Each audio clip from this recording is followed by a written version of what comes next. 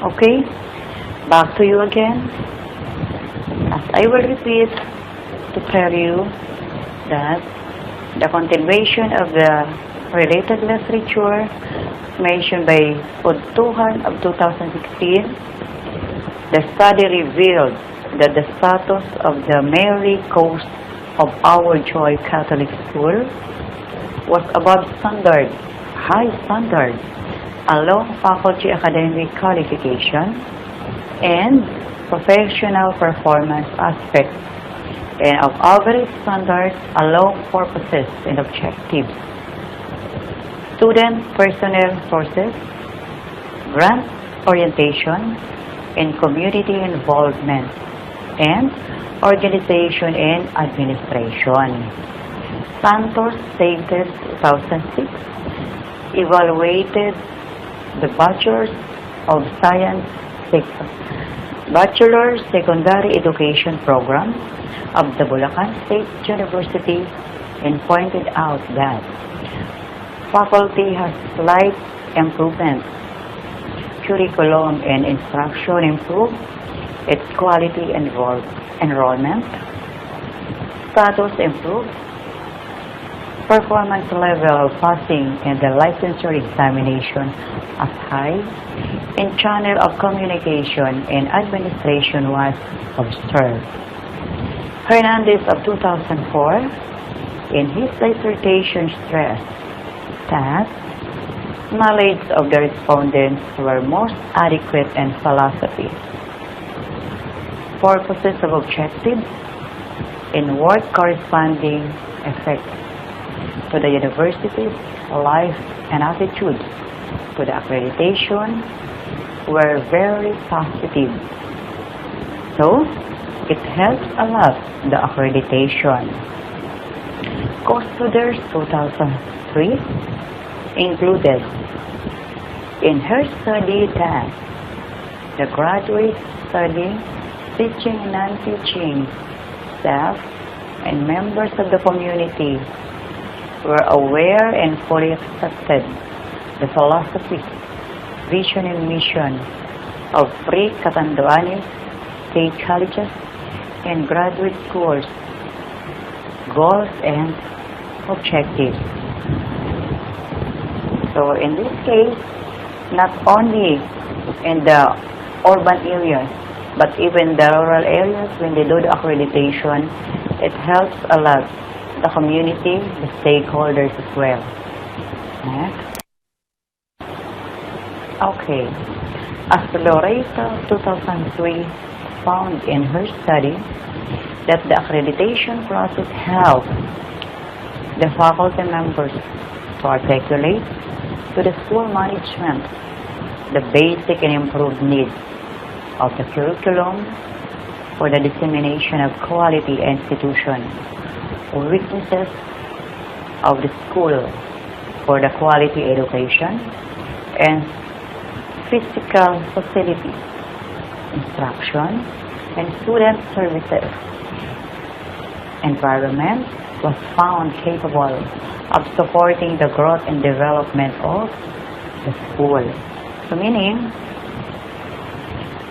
the weaknesses of the university, it lessens and it helps also the environment capable of the growth and development of school. Patron of 2003 study considered the value of accreditation in identifying its best features and correct any weaknesses. CEU was commended to attain the highest level of quality of improvement. CEU is one of the universities in downtown, the University of Belton, Manila. It stands as the Centro Escolar University.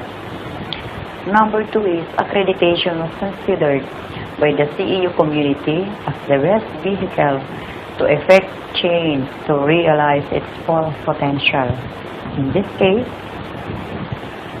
accreditation again, it helps as the vehicle for improvement for full potential. So number 3, students' achievements in the board examination impressively improved to students' achievement. So, it helps a lot, the passing of the board examination.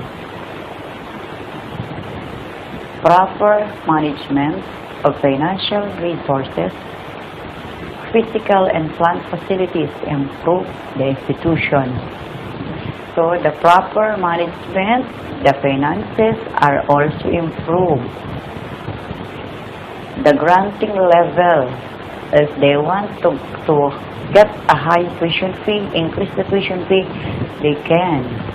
The status indicated the institution through commitment in continuous study, external evaluation, and sustainable performance to attain the excellence education. So all of this, if you pass the accreditation, you will prosper and you get more revenue. Okay? So continue.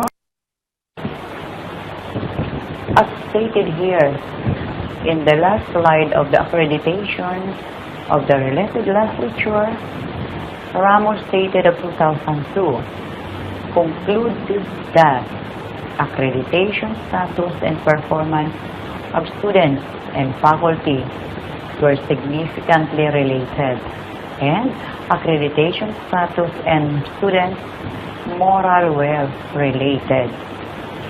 So, not only the students but the faculty will be related in the accreditation.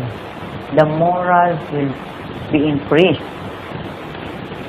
Studied by Banastao 2000, found out in her study of the accreditation process that there were deficiencies in the aspects of faculty, fraction, physical plants and facilities. Of this, the areas of accreditation is 10 all in all. It was all 9, but added the research became 10. As Kaonian 2000 studied, assessed the impact of level 2 accreditation of 9 program areas. As I mentioned, the university that I am teaching passed the level 2 accreditation, and not only 9 areas but even it is 10 areas to make it. She found out that no change of the 9 areas of the respondent states, universities and colleges after the implementation of the level 2 accreditation, from satisfactory to very satisfactory in all programs areas. This is very good achievement because from satisfactory become very satisfactory. Okay? Origula of 2000. Her study revealed that the provision of the 9 areas of accreditation were moderately extensive. The 2 purposes, objectives, organization and administration, faculty and instruction were good.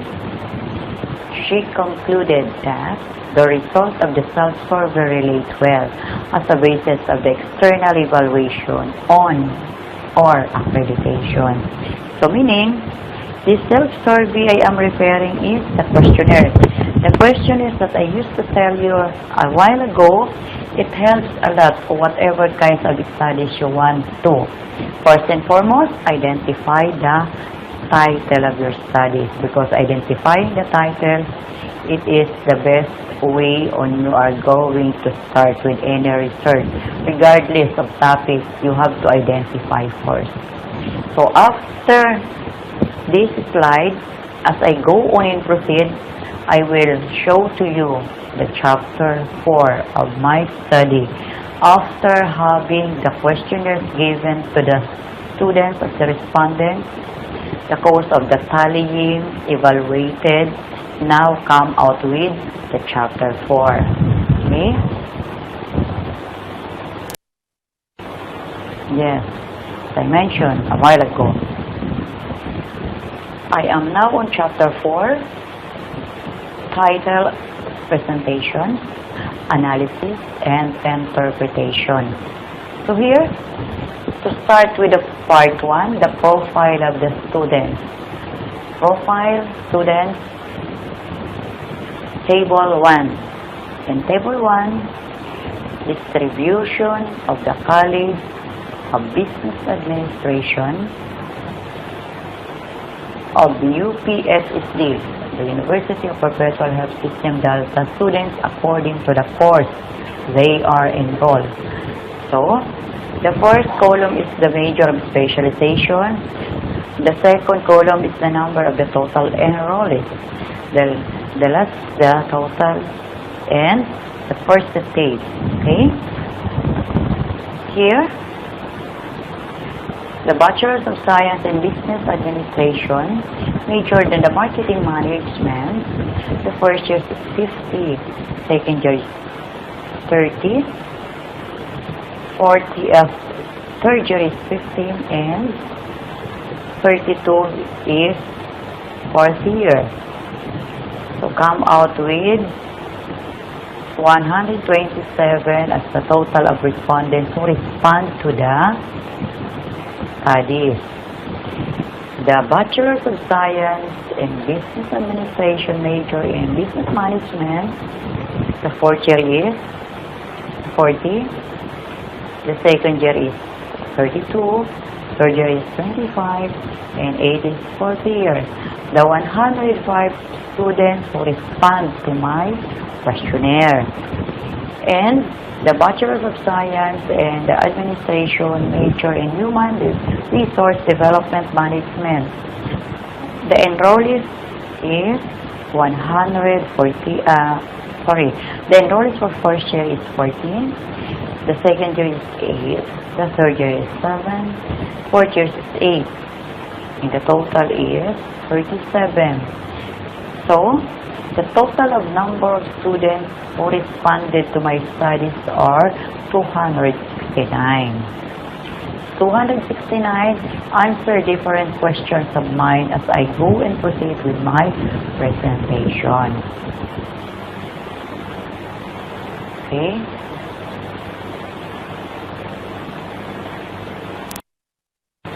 Okay. Yes. The table 1 shows, I am referring to the first table of mine. It shows that the distribution of students according to the courses enrolled. The 27 or the 41 or the 47.21 of the respondents are enrolled in the Bachelor's of Science and Business Administration major in the Marketing Management. So, there are a lot of marketing students who enrolled, and definitely they answer also more questionnaires.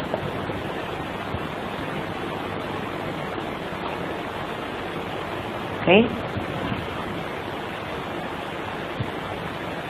Enrolled in Bachelor's of Science in Business Administration major in Marketing, as I should say.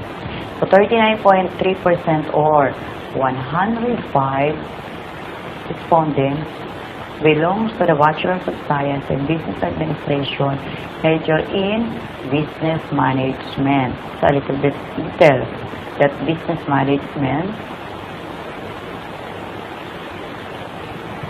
and the smaller number of students in the Bachelor's of Science Business Administration is the Human Resource Management. Okay? So all of these come out with the different sex or the gender. In table 2. In table 2 we have the distribution of the College of Business Administration, the UPSSD students according to their sex. I am referring to the gender, the male or the female. The first table is consists for the sex. The next column is how many students answer and the percentage. So the male is 101 and the female is 168.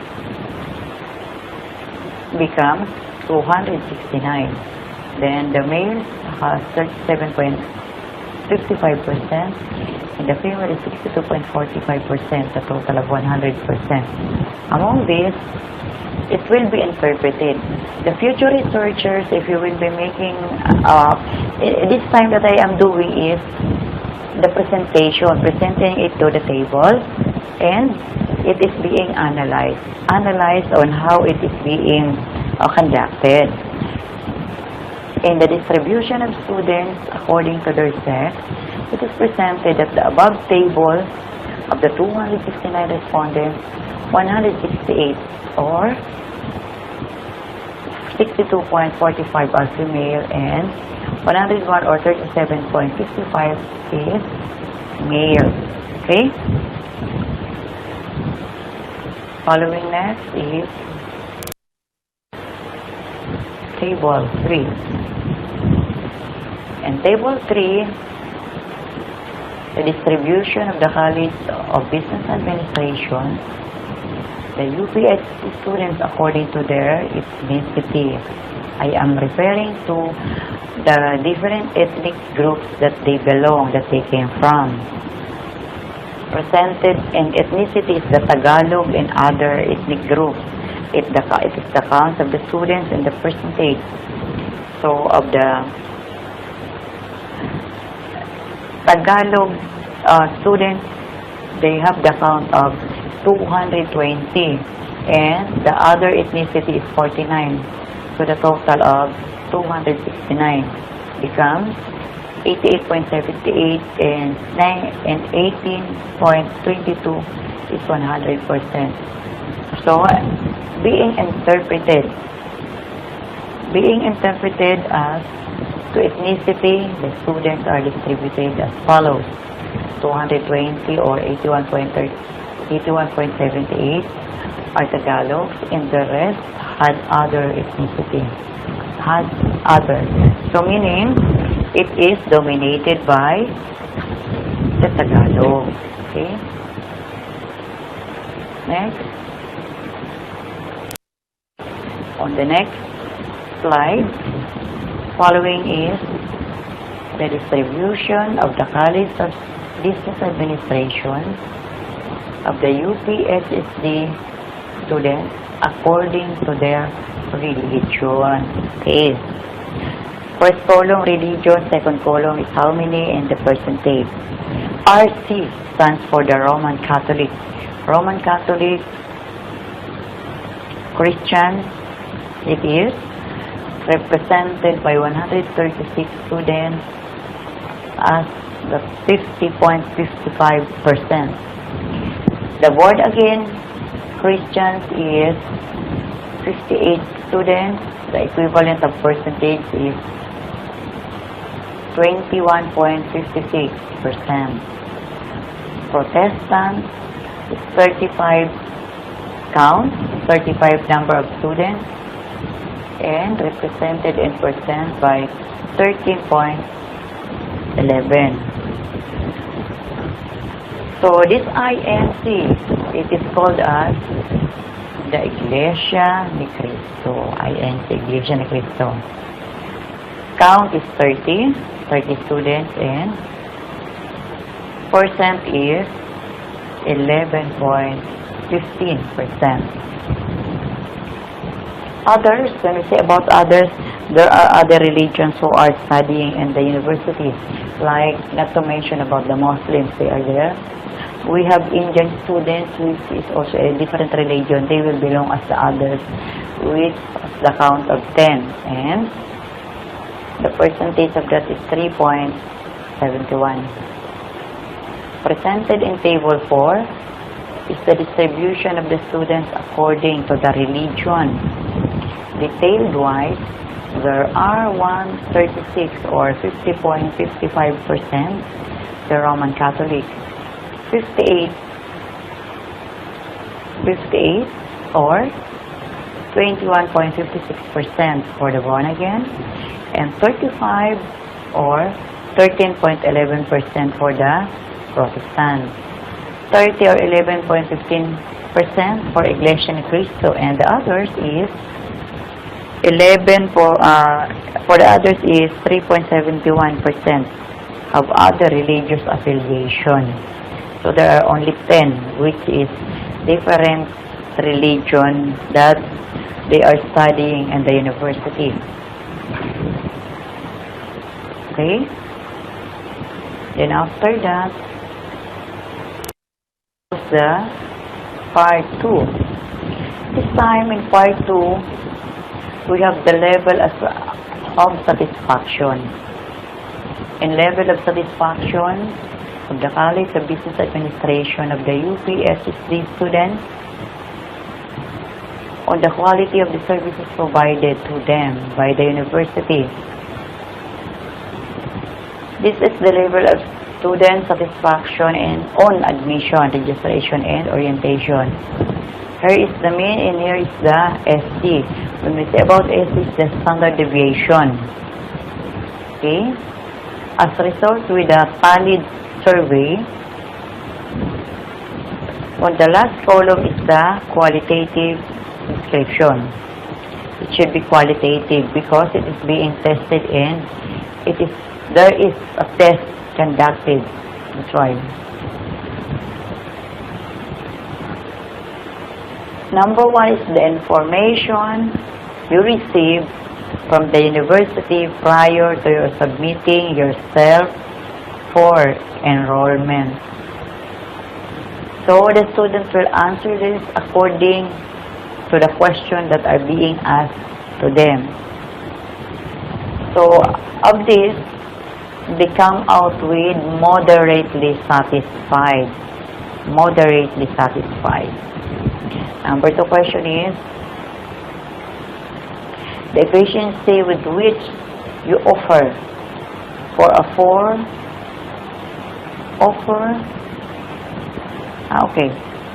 The efficiency with which you offer of a place was confirmed. So it is also moderately satisfied. Number 3, the procedures for your registration with the university is also moderately satisfied. Next is the efficiency with which your office or place of conferment is also moderately satisfied. The admission procedures of the university is moderately satisfied. The admission. Okay? Afterwards, we will proceed with the next slide. The level. To continue about the level of satisfaction on the admission, registration, and orientation. This is the question that you have to answer. The enrollment procedures. Okay? These enrollment procedures moderately satisfied. Maybe the students want they only in one place. They do not want to go in another places because if they go to another places, they will have a long line for there to be accommodated. Number 7, the procedure for the orientation of students. This is also moderately satisfied. The procedure. It is being guided and it's being posted the different schedule. Number 8, the provision of information during the orientation period. It is also mentioned, that's why moderately satisfied. Number 9, the unselfishness of information provided during your induction week. So again, moderately satisfied, and all of the questions are moderately satisfied in this table. So the general arrangement for orientation in welcome is also moderately satisfied. As shown in table 5 for the explanation, as we could see here. that the level of satisfaction of the UPSSD students on the quality of the services provided to them by the university in terms of number one, in terms of admission, of course. Number two, registration and orientation. Number three, computed means ranging from 1.49 to 2.50. For all the 9 items in the accreditation which qualitatively described as moderately satisfied. That moderately satisfied, so the students are moderately satisfied also to the services given by the university, included the teaching capability of the professor. Okay? So, I have to come out with the next slide. Table 6 this time. Okay, the table 6 is the level of satisfaction of the UPSSD students on the quality of the services provided to them by the university in terms of the teaching, learning, and assessment. So in this aspect, the teaching and learning assessment start with the quality of teaching. In the quality of teaching, students are satisfied regardless of what course are they, of what chair are they, but it is satisfied. As you could see, the question number 2 and number 3, the student did not answer. Did not answer definitely the question number 2. Why did you not like that? It expects that to the students that sometimes they do not want to answer any questionnaires, any interview, but they have money for buy, say for the notebook, for the pencil, or any one that they want to buy. Okay? The teaching capacity, the teaching learning assessment of number 3.1 is assessment arrangement. What is this arrangement? This arrangement this arrangement that the quality of where is it? The level of satisfaction of the UPSSD students on the quality of the services provided to them by the university in terms of teaching, learning, and assessment. Assessment rather, not arrangement, assessment. You will assess the teaching the way of the professor. Number 1 is the quality of teaching. If the teaching has a quality, it should be in good quality. Definitely, the student has a satisfactory rate. They did not answer again the 2 questions being asked. I said, any questions which the students or the respondents did not answer, it is beyond of control of the researchers. You cannot dictate to them why they do not want to answer. Assignment, quizzes, and projects. Satisfied student satisfaction. Then, prelims, midterms, and finals. Now, this is the time of midterm because they finished already last week of July, the prelim. The first week of September is midterm because on the last week of October is second week of October is the final. Students is satisfied. final requirements. These final requirements announce it to the students ahead of time so that they have the time to prepare whatever it is. Okay? And the number 4, the general course organization and management.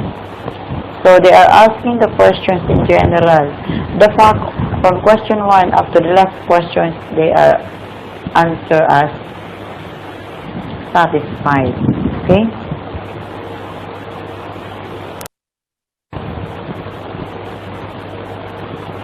Learning activities and achievement. Learning activities starts with question number 5. The academic support and advice you receive from number 1, the dean. Of course, the dean informed the students. That's why they are satisfied. The department head. The department head is also satisfied. Then, following next is the department head. And the department head also satisfied. The different departments of the different colleges, they supervise the professors, teachers as well. The research coordinator is moderately satisfied because the students are not aware about research, because research is only done in one semester for the third year students. In other subjects, they will encounter the professors or the teachers several times. But here, you cannot, because you have to follow your schedule. Okay?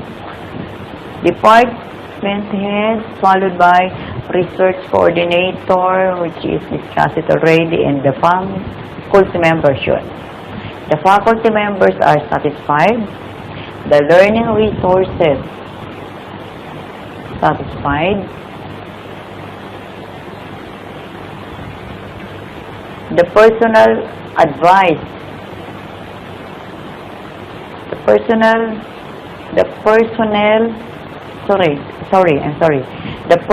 advisor, link organization arrangement.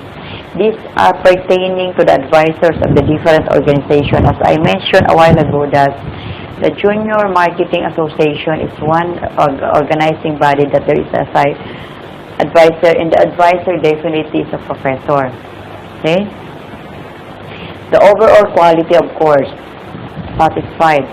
The overall rating is satisfied. So, a stable 6 presented shows that the computed means ranging from 2.49 to 50. Okay? With supporting medians and standard deviation, SD standard deviation, which indicated at that 269 respondents are satisfied. With teaching, learning, and assessment aspects of student services,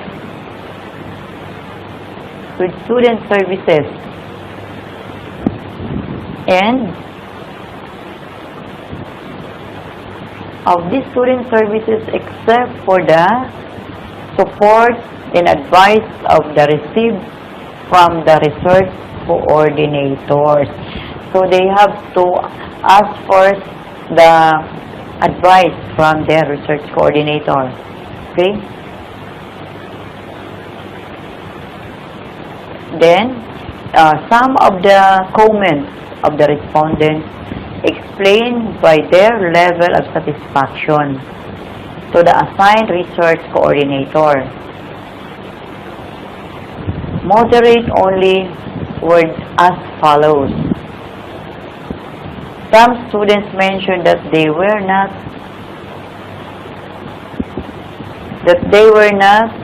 approachable were not qualified to handle and are not knowledgeable far as the PowerPoint is concerned, because define hard in installing the projector with laptop, if ever that the one who borrow the laptop, who borrow the projector is old enough that they could not manage the operation. Okay, the operation.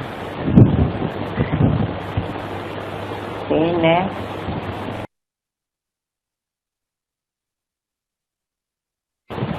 Okay, 7, table. The level of satisfaction of the UPHSD students on the quality of the services provided by the university in terms of the student services. This time, we are referring to the student services. As I could see and as I could verify, it is more moderately satisfied. So meaning, the students are not very happy or are not happy with the student services or same students that they came from. Why? Because as question here stated, you read, then the activities organized by the students Central Council is moderately satisfied. And what is the reason behind why they answer all in moderately satisfied? Because this organization sometimes is busy, and this business of the organization cannot go on with whatever doings that they want, because aside from that, they have the research that they have to finish first within the semester. In this research, that research and my research are exhibited in the PACOCUA accreditation a week ago. Okay? Number 2. The provision of student Central Council. What is the Central Council? The Central Council consists of the different organizing body that only, it is not the so-called academically based, but it is so-called concern of the environment. You have to help not only the concern, but the whole environment will help. Number 2 is provisions of student clubs and societies. Okay, these clubs and societies. Aware about the sport, and there is one club also. The dancers, the singers, they have one club. So in that preparation of accreditation, it helps to the students and helps also to the managers of the students that they have to know. And supposed to be the students will be called only during what? The students will be called only during the time of their practice, so that it could not cost more card. Okay? Number 2. Number 2 is the provision of student clubs and societies. What is this provision of student clubs and societies?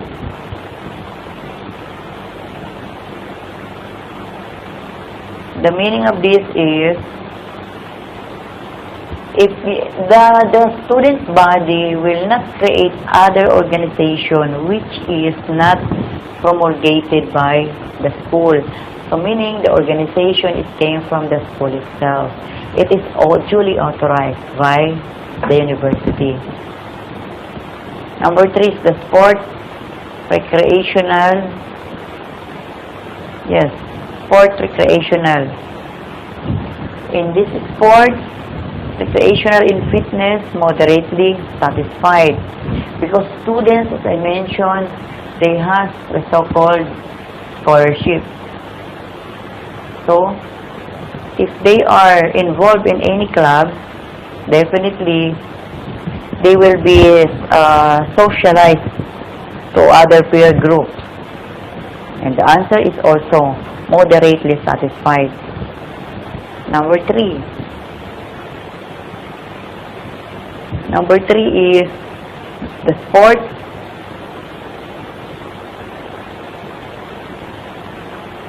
recreational and fitness facilities. Okay? Number 4, the different activities of sports, recreational and fitness. The good example here is the intramurals, as I mentioned in the questionnaire. The intramurals is the so-called of the competition of the not only by ball games but other games represented by the different university that they used to work as a team. Intramurals in our university is only done every February, and that is so-called Family Day. Yes, it is a family day.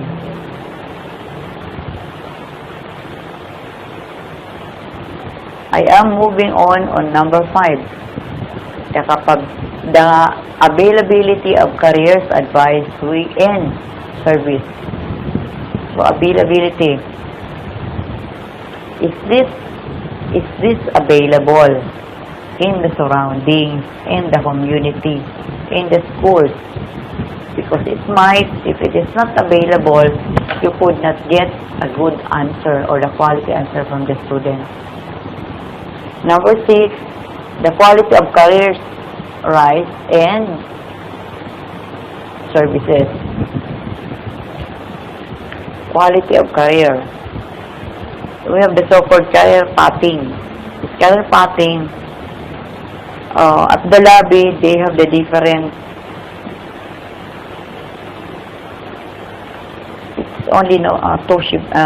It's only this career advancement in services, it helps the students to, if they are a graduating students, they could help themselves to be employed after their graduation, I should say. Okay? And the number 6, the quality of careers advice and services. How it is being, we quantify it if it is in good quality. There are careers which is the so-called BPO. In BPO, we have the call center agent. There are a lot of graduates who graduated from the different university that they are not employed in the proper career that they graduated. So instead of that, they usually grab that in order to have a job. So here, you have to categorize if the career is in good quality. And as I could see, from the first question to the last question, the students answer moderately satisfied. So, they are all satisfied. Not moderately. Okay? Next. Okay. I am still in student services, but the question is number 7. This number 7 question is assistance for the help offered by student support services. When we say about assistance, what kind of services offered by the students to other students? As I could remember, the students who are very good in math, they offered themselves to students who are particularly weak in math, so that during examination, the student could cope up also. It is the best encouragement to the students or to the respondents that they ask an assistance or any help from their peer group or classmates. Okay? 7.1. The Dean of Student Council. The Dean of Student Council are the one who will facilitate everything if it is related to the subject, to the students, to the campus, because any doings conducted inside the university is strictly prohibited. So, all of that has a permission from the Dean of Student Services. That's why the Dean got the satisfactory rating. So, meaning, the Dean is satisfied. Okay? 7.2. In 7.2, the Dean of Men and Women. Okay. Why men and women? This Dean for men and women, they have different concern. This men, it is, could work to any aspect, even though it is a muscular work. But the women, they are very much lenient about the work that they want to work with. So, you have to consider the sex of the respondent. It is the sex or the gender, so that you could know if he could work that certain kind of assignment that's being given to him. The 7.3 is Guiding and Counseling Center. It is with the help of the guidance counselor this time that the students should be guided. Though they do not have problem, but still they will be asked what are their other contributions in terms of the progress of the schools. Following next is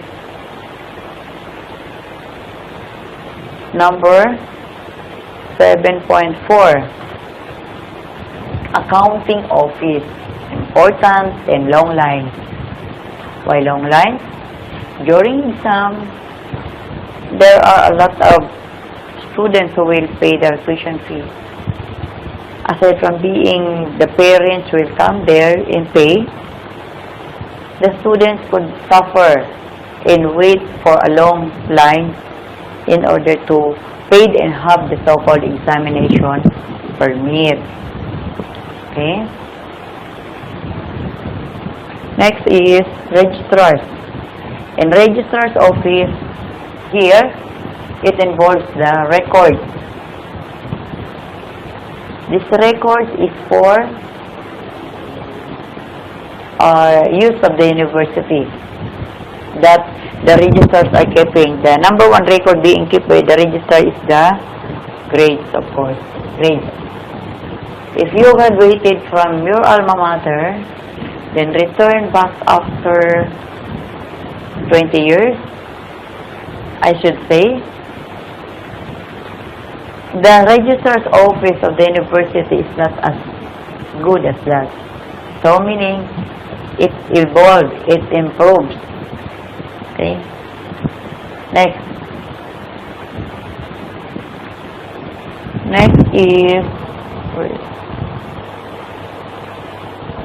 the quality of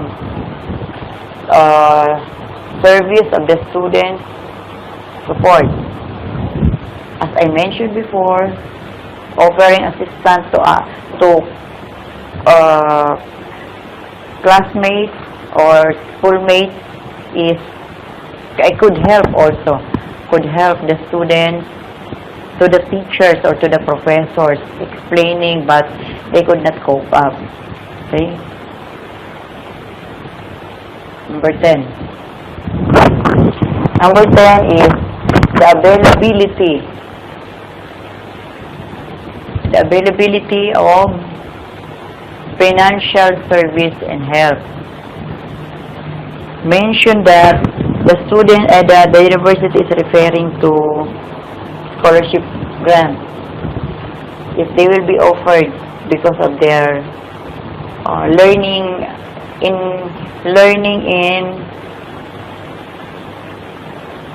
what do you call that? Learning from their classmates because they supported that all the way. They do not want the classmates of them to be left behind their other classmates. So instead of that, they have to support the other colleagues in the classroom, of course. 9 is the quality of student study support. Again, it is being answered already. 10 is the availability of financial advice and help. The university offers scholarship. Some, if you want to work for a part-time job, they are also offering. The student assistance could help the other students for their finances. And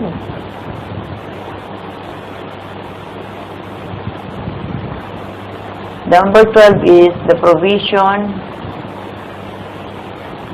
Where is it? The provision of students' information such as student bulletin, student bulletin of information. Then the circulars and memorandum announcements, etc. Okay. So in this case, in the office of the student council, they have the bulletin board that any announcement will be given. It will circulate if they will read, but not necessarily they will give the papers to circulate the information. So out of that, they could already look what are the different problems, concerns for the student services. Okay? All of this, the answer is moderately satisfied. Why moderately satisfied? The students, you cannot go beyond their answer. Whatever the result is, you tabulate their answer. Okay? As I proceed, right here.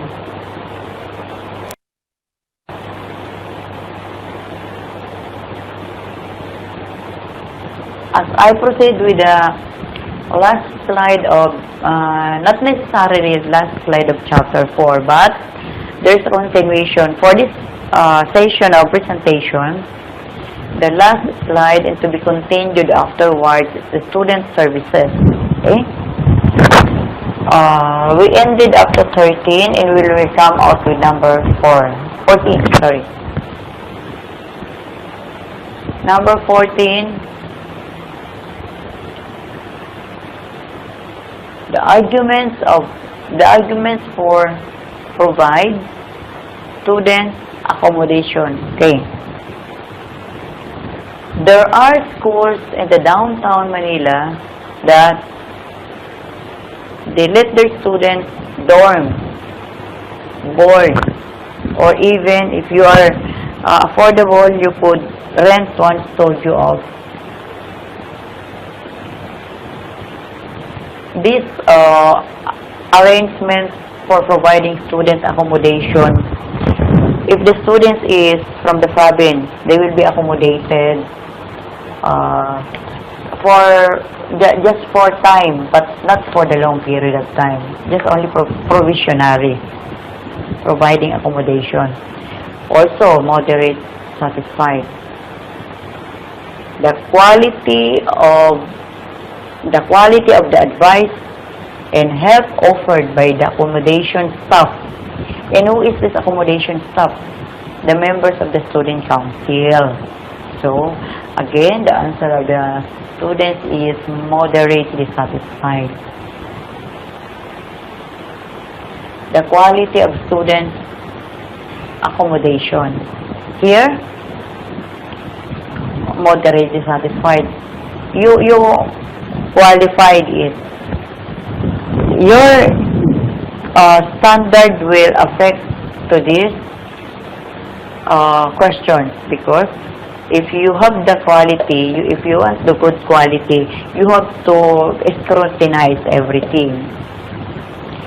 And the quality of the physical of the dormitory. I am mentioning this a while ago that this dormitory, where is this dormitory is the place where the students will be accommodated, that away from home they could stay here in this dormitory. The University Medical Dental Clinic. Okay? Again, 55 is moderately satisfied. And next is University Medical Clinic, moderately satisfied. And the guidance counselor is moderately satisfied.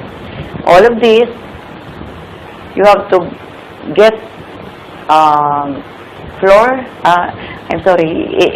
all of this you have to be eliminated and tabulated as the result of the survey. It is moderately satisfied.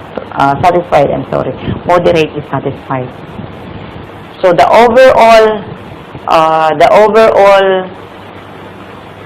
rate is again moderate satisfied. So the interpretation of this table is the level of satisfaction of the UPSC students of the quality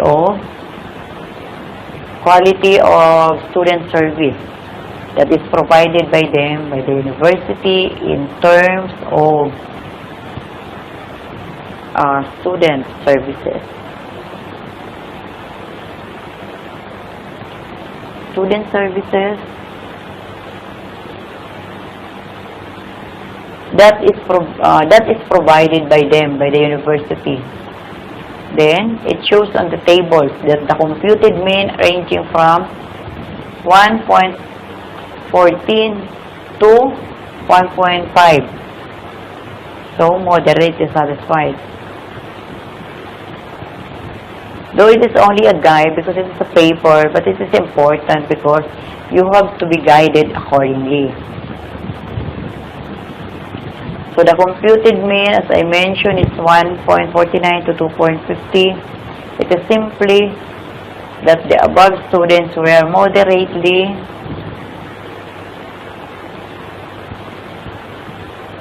satisfied, as I should say.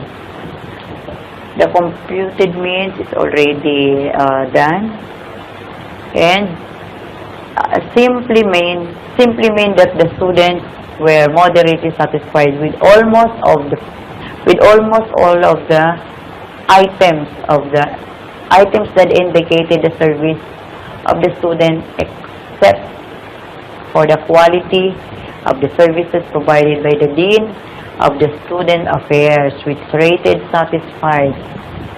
Very good. That the Dean itself of the student services are doing her or his part. As I could see here, I will be shifting to another presentation as the continuation of the result of the chapter 4. So when I shift to number 4, when I shift to another presentation, it also covers and concerns the continuation of chapter 4 because it is too long that I have to cut it. So I am reminding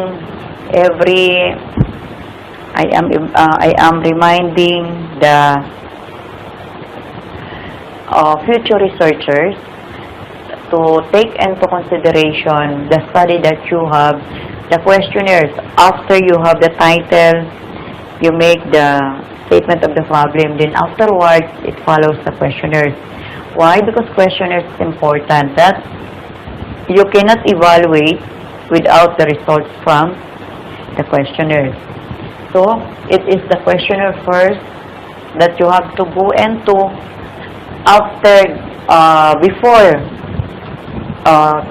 giving it to the client, to the customer, to the students, whoever is your prospect customers. You have to give them an appropriate or an ample time rather. Okay? So, in this matter, I have to